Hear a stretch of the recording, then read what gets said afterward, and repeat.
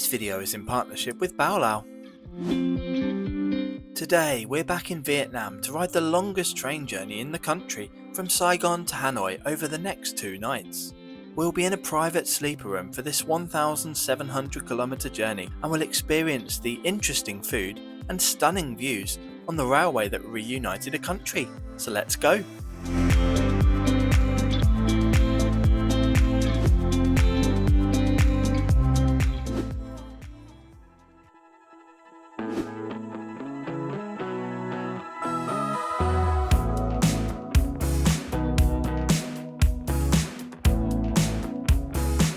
I've had an amazing 5 days staying in Ho Chi Minh City, or Saigon as it was and still is known by most locals. There's loads to do in and around Vietnam's largest city, which has a population of 3.5 million people. I did a wonderful walking tour around the French colonial central area and learnt so much about the history of this beautiful and friendly Southeast Asian country.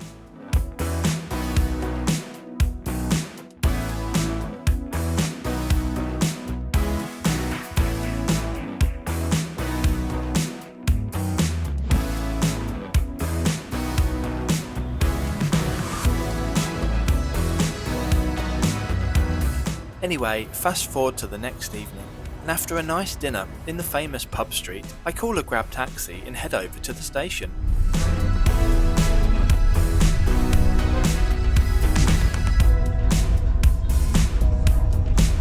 This took around 20 minutes due to the very heavy traffic. Just look at all these scooters.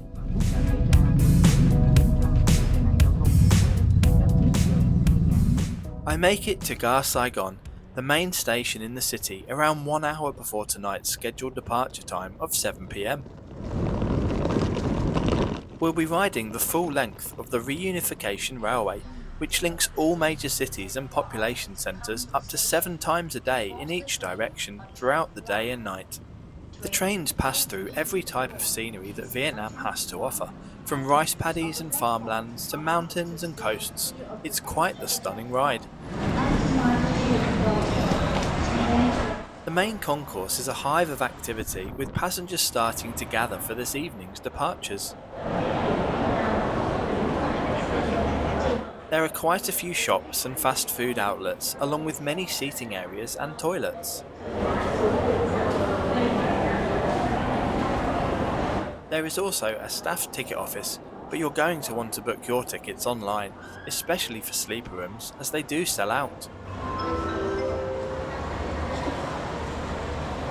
Once boarding is called, you need to queue up at these doors for a cursory ticket check, and then you're allowed through to the platforms.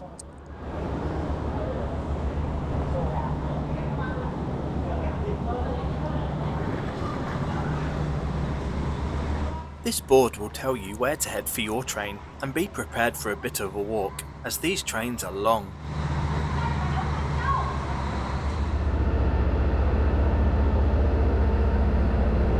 We'll be hauled by this Vietnam Railway's D19E. These Chinese-built diesel locomotives have a top speed of 120km per hour. Trailing is a mix of seated and sleeper accommodations, with coach numbers being displayed on little signs by the doors. We'll check them all out in due course. There are attendants at every door to inspect your tickets, or point you in the right direction if you're lost. Okay, let's board. My coach for the next 2 nights is number 6. It's pretty much level from platform to train, with just a small gap to cross. Unfortunately, there are no dedicated accessible rooms or toilets on board, and the corridors are quite narrow. And here is my room, one of the 4-berth sleeper compartments, which is the highest class of regular service travel. I've booked private occupancy for this trip. Before we get going, let's check out the epic route for the next 2 nights.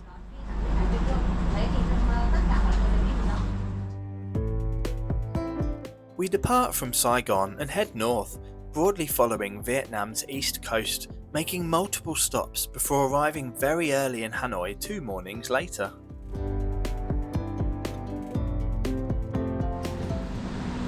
We leave pretty much on time, just after 7 PM on day 1. The full route is 1,723 kilometers and is scheduled to take 34 hours and 40 minutes of travel time, arriving at 5:40 AM on day 3.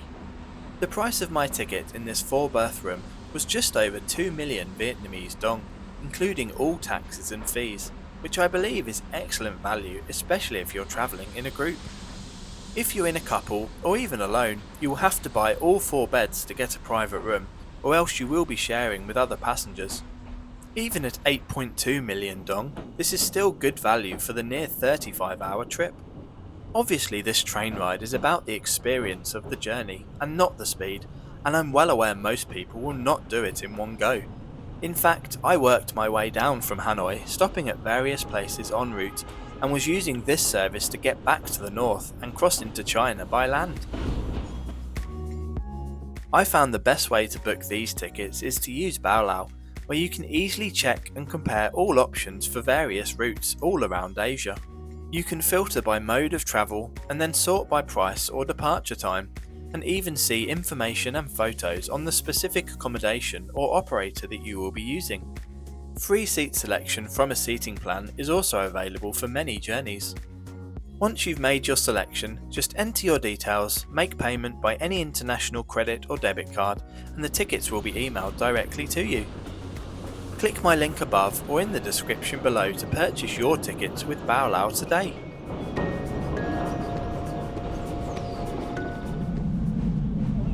Okay, as there's not much to see out the window now, let's check out my private 4-berth compartment. The door can be locked, but from the inside only. Above the door are the controls for the announcements, which can be turned off, and also the lights and the room's only power socket. Can completely stop in platform. Our attendants will open the door to let you get off.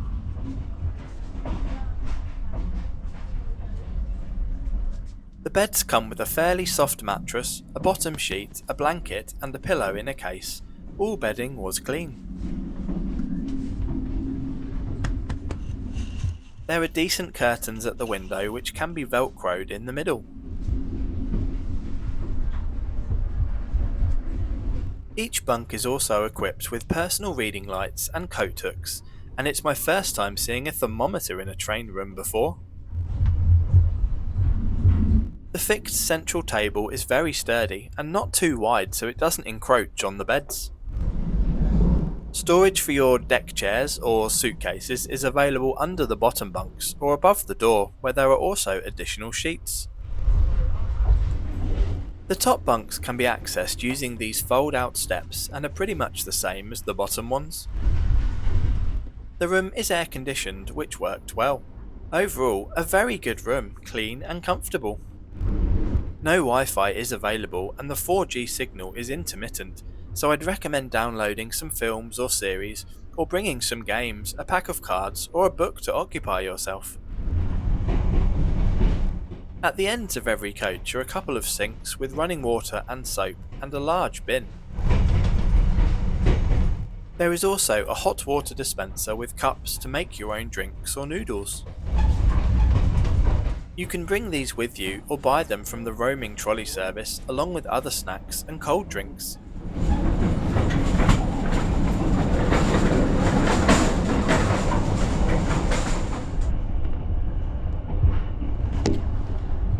Anyway, it's getting late, so I'm going to settle down for the night. See you tomorrow.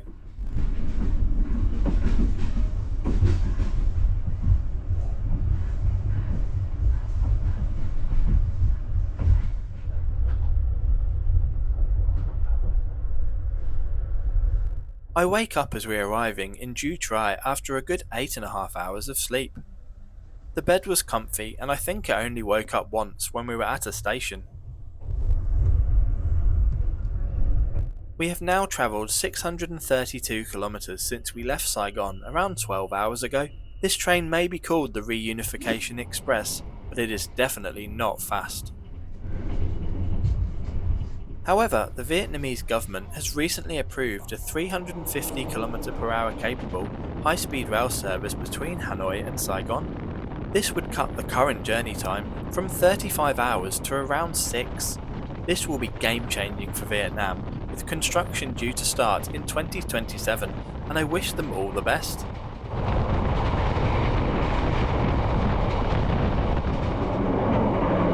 Okay, let's now check out the toilets. There are 2 in every coach, with one being Asian style and the other Western style. Neither were particularly clean, but at least the water worked and soap was available.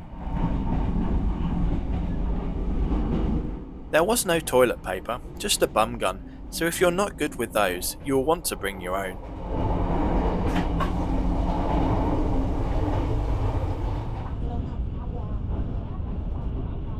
This railway is very much a freight operation too, with the overall volumes moved along this line growing steadily year over year.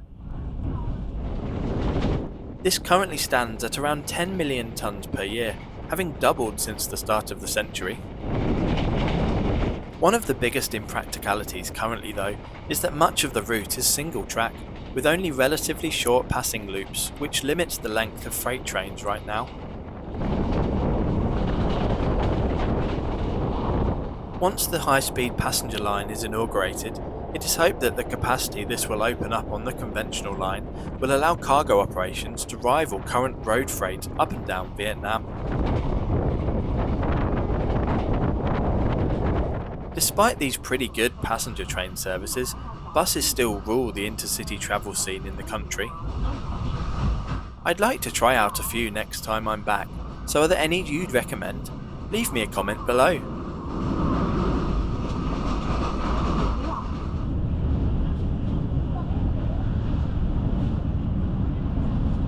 To try and get more international, higher spending tourists to travel by rail, private companies now run coaches on various services offering bespoke luxury cabins.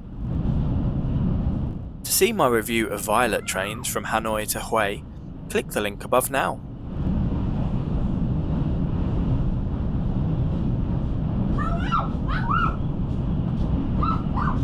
Other problems with this line is that there is just so much aging infrastructure to maintain. There are over 1,300 bridges in total, with most dating back from before the Vietnam War, over 50 years ago. There are also 3,600 level crossings on the line. This one here is in the minority, with over 80% of them being completely unguarded or unprotected.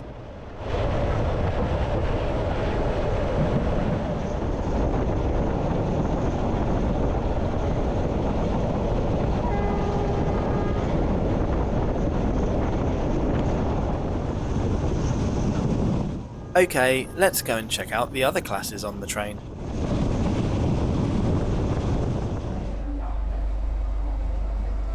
The only other sleeper accommodation is these 6 berth rooms. They are basically the same as mine, but with 2 additional beds, which makes it much more cramped in here.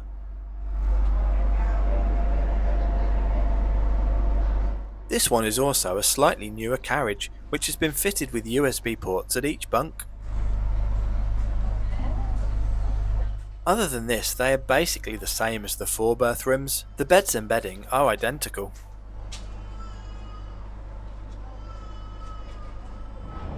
Then there's the seated coaches.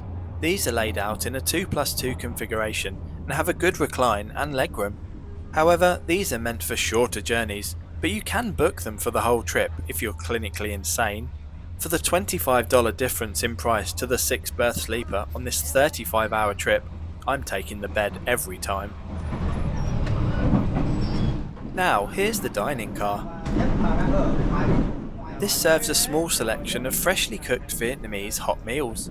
These were maybe not of the best quality, but they were certainly cheap. I had an omelette, rice and green beans along with a Pepsi Max. The total price was just 60,000 dong. It's also nice to have a change of scenery from my room and have a stretch of my legs on this multi-day journey.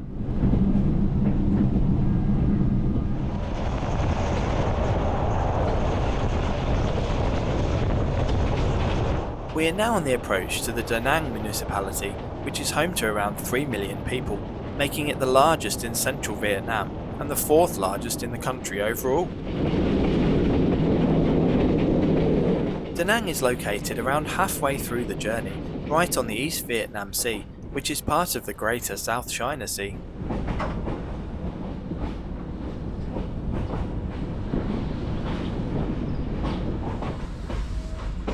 Vietnam's railways use meter gauge track, which is another factor restricting the improvement of services, as speeds cannot be safely increased by much, even if the tracks were in A1 condition.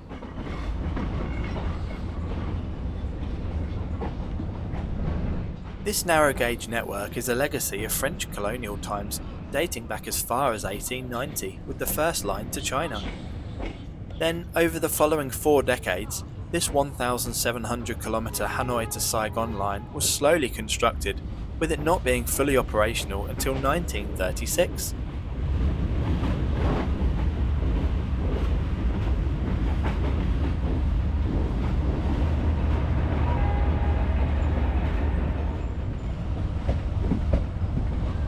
We arrive in Da Nang pretty much on time. So far so good on this trip.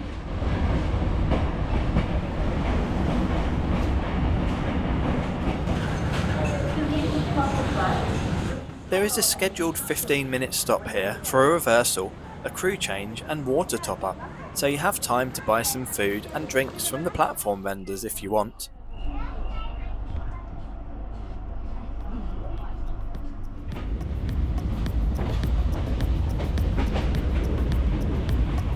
From Da Nang, you can visit the stunning ancient town of Hoi An, or the world-famous Golden Hands Bridge at the Ba Na Hills Resort.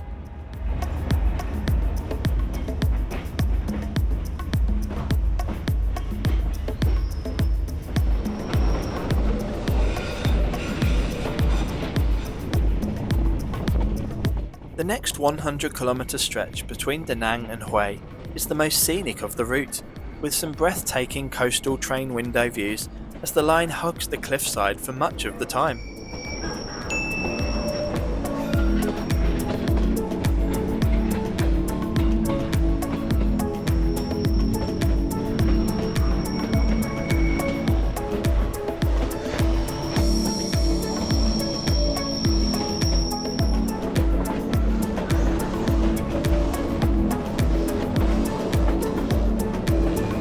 If you want ad-free early access to every video, great perks and to help me do bigger and better reviews, then become a channel member from just £1.99 per month.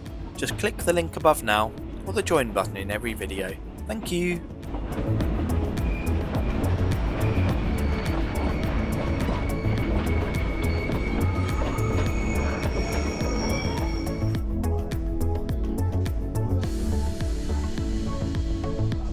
As we head inland on the approach to Hue, the New Bin Mountains are also visible off to the left side. There are also some great hikes to be done around here, something I plan to do the next time I'm back in the area.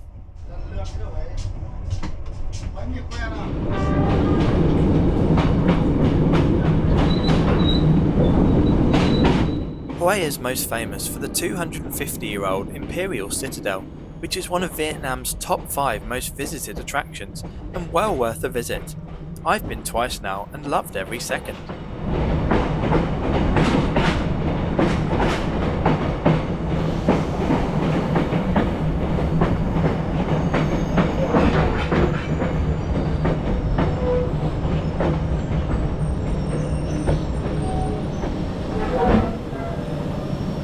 This is a very popular stop with many people both boarding and alighting the train, around 12 people just in our carriage alone.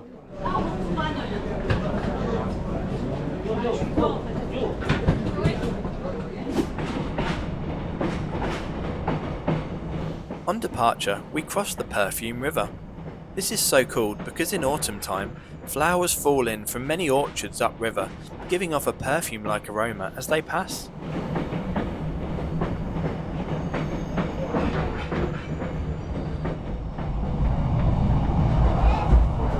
As well as being able to visit the dining car whenever you want, at mealtimes the staff bring a selection of hot food, snacks and drinks through the train for purchase. This time I had a potato thing, an omelette, some rice and bean sprouts. This whole meal cost 70,000 dong, including the bottle of water. Payment is by cash only for everything on board.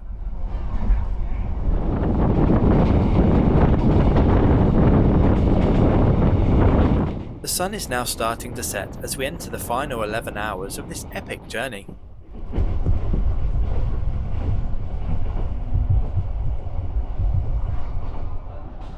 Throughout the evening we call at many more stations, exchanging passengers and seeing what a lifeline this train service is for the locals.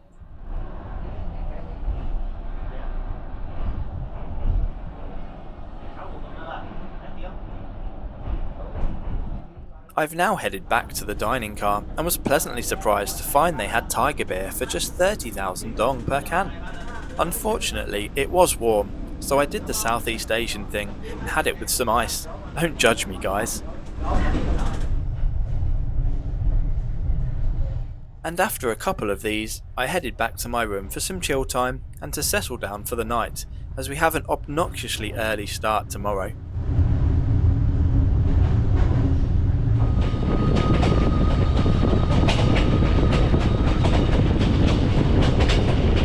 Well, good morning from the outskirts of Hanoi.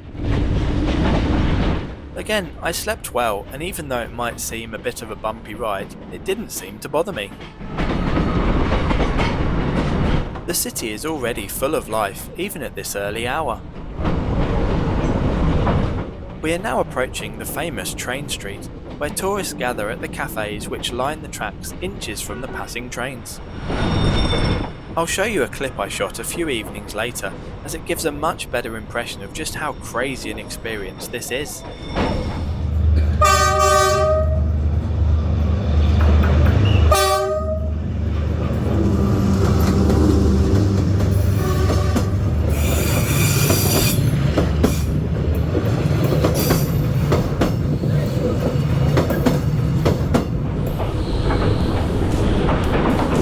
Anyway, we are now approaching Hanoi station and the end of this multi-day journey, so let me summarise the experience of travelling non-stop from Saigon with Vietnam Railways in a private compartment.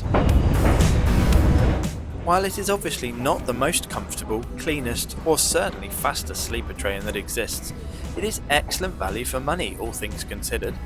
Obviously, if speed is of the essence, then you would just fly, but getting to experience all the beautiful sights from the windows, meet many of the friendly locals, and to travel for over 1,700 kilometers across 3 days from the south to the north of Vietnam made for an absolutely amazing and memorable trip.